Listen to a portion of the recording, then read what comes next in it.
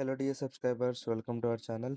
ఇప్పుడు మనం granules India చూద్దాము. స్టాక్ కరెంట్ మార్కెట్ ప్రైస్ వచ్చేసి 496 ఉంది కదా.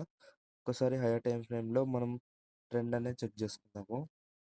ఓకే, కొద్దిగా డౌన్ ట్రెండ్ నడుస్తుంది, మళ్ళీ పైకి వస్తుంది. ఓకే, మళ్ళీ 30 మినిట్స్ టైం ఫ్రేమ్కి వెళ్ళిపోదాము.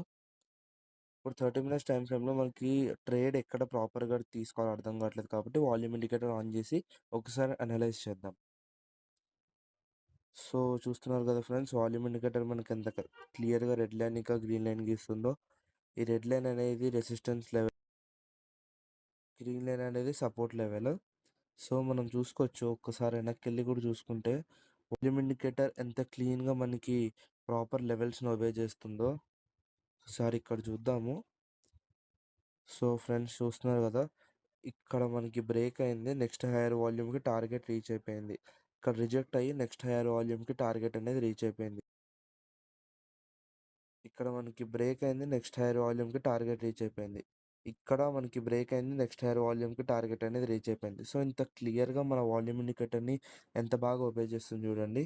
ఇక్కడ మనకి బ్రేక్ అయింది, నెక్స్ట్ హైయర్ వాల్యూమ్కి టార్గెట్ అనేది రీచ్ అయిపోయింది. ఇలాగ చాలా ఈజీగా వాల్యూమ్ ఇండికేటర్ మనకి వాల్యూమ్స్ గీసి లెవెల్స్ గీసి మరీ ఇస్తుంది. ఇక్కడ చూడొచ్చు, బ్రేక్ అయ్యి నెక్స్ట్ హైయర్ వాల్యూమ్కి టార్గెట్ అనేది రీచ్ అయిపోయింది. దాదాపు ఒకసారి చూడండి ఎన్ని పాయింట్సో. ఇక్కడ నుంచి 510 అనుకుందాము, 510 నుంచి 520, దాదాపు 10 పాయింట్స్ ప్రాపర్గా మనకి వాల్యూమ్ ఇండికేటర్ అనేది ఎంత చూపిస్తుందో చూడండి. ఇక్కడ కూడా చూసుకోవచ్చు, ఇక్కడ మనకి ఒక్కసారి రిజెక్ట్ అయింది, నెక్స్ట్ హైయర్ వాల్యూమ్కి టార్గెట్ అనేది రీచ్ అయిపోయింది.